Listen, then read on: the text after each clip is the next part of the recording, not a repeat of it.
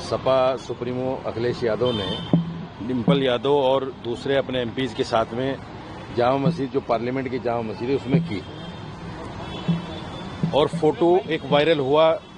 धर्मेंद्र यादव जो सपा के नेता हैं, सवाल ये है कि वो फोटो जब वायरल हुआ तो उस वायरल फोटो में कुछ ऐसी चीजें थी जो मस्जिद की मर्यादा के खिलाफ थी। हमने उस पर इस्लामिक मान्यताओं को बताते हुए कि भाई ये मस्जिद की मर्यादा के खिलाफ है, लेकिन उसको जिस तरह से बढ़ा चढ़ा के पेश किया गया, वो मैं समझता हूं कि उसकी वजह से सारा विवाद उत्पन्न हुआ है। आज न्यूज नेशन में एक प्रोग्राम था जो ऑडियंस बेस्ड था, इसी पर प्रोग्राम था। मैंने विस्तार से उसको समझाया कि इस्लामिक मान्यताएं क्या हैं, इस्लाम क्या कहता है इस बारे में। तो उस पर जो है प्रोग्राम पूरा जब फिनिश हो गया, प्रोग्राम फिनिश होने के बाद में 2-3 लड़के मेरे पास स्टेज पे आए और उन्होंने बिना कुछ पूछे गाछे जो है मारना शुरू कर दिया और ये इंसिडेंट हुआ। फिर कुछ लोग बीच में आ गए और वो लड़के भाग गए। हमने नोएडा थाने में 126 में भी कंप्लेन दी है, वहां भी कार्रवाई हो रही है। अब मैं डीसीपी सेंट्रल के पास भी आया हूं। यहां आने का मेरा मकसद ये है कि जो परसों तरसों से मुझे फोन आ रहे हैं, धमकियां मिल रही हैं मारने की और पता नहीं किस तरह की गालियां निकाल रहे हैं, मैं इसलिए आया हूं ताकि मुझे अपने आप में जान का खतरा है, कुछ भी हो सकता है मेरे साथ। तो पुलिस मेरी सुरक्षा करे और जो भी लोग इस तरह का कार्य कर रहे हैं, किसी को भी कानून अपने हाथ में लेने का अधिकार नहीं है। इसलिए जो लोग कानून अपने हाथ में लेना चाहते हैं, पुलिस उनके खिलाफ कार्रवाई करे और मुझे सुरक्षा प्रदान करे। मौलाना साहब, जिस तरीके की बातें चल रही, चाहे सोशल मीडिया हो चाहे नेताओं के बयान हो, क्या आपको लगता है शब्द का इस्तेमाल गलत हो गया या शब्द कुछ और इस्तेमाल हो सकता था इसकी जगह? नहीं, देखिए शब्द अगर जोड़ते हुए कि इस्लामिक मान्यताएं ऐसी क्या है जिनके अगेंस्ट डिम्पल, नहीं देखिए शब्द हो सकता है कुछ ऐसा हो गया हो, लेकिन मेरा मकसद किसी को तकलीफ पहुंचाने का तो था नहीं।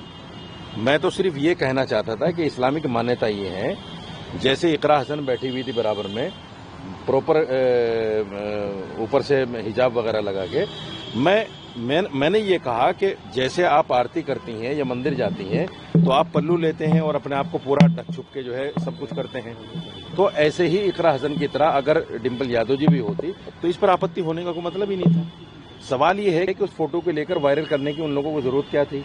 जब वायरल होगा तो उस पर तो बात तो होंगी। बात होने का मकसद ये तो है नहीं कि किसी की जान के पीछे पड़ जाओ, किसी के साथ मार पिटाई करो, कानून अपने हाथ में लो।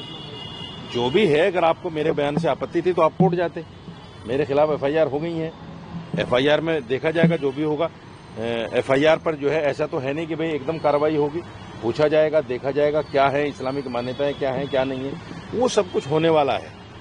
तो ये जो लोग अपने हाथ में कानून लेना चाहते हैं और जो लोग बराबर धमकियां दे रहे हैं, मैं चाहता हूं कि ये धमकियां देकर कानून अपने हाथ में न लें, क्योंकि जुडिशरी है, पुलिस इंतजामिया है, शासन प्रशासन है, उन तमाम को दरकिनार करते हुए जो कुछ हो रहा है ये अच्छा नहीं है। आपने कपड़ों को लेकर बात की, चाहे हिंदू समाज में हो चाहे भारतीय समाज में, साड़ी बहुत डिसेंट कपड़ा माना जाता है जो उन्होंने उस वक्त पहना हुआ था, तो उसमें आपत्ति क्या है? देखिए, ये असल में क्या है, ये जो लफ्ज मैंने बोला है ये एक ऐसा लफ्ज है, आप हमारे गांव देहात में जाएंगे, अगर कोई लड़की सर पे पल्लू नहीं रखती तो उसको भी बोल देते हैं कि नंगी मत फिरो, सर पे पल्लू रख लो, बोल देते हैं। एक आम सा वर्ड है ये, मतलब किसी की तौहीन करना मकसद नहीं था।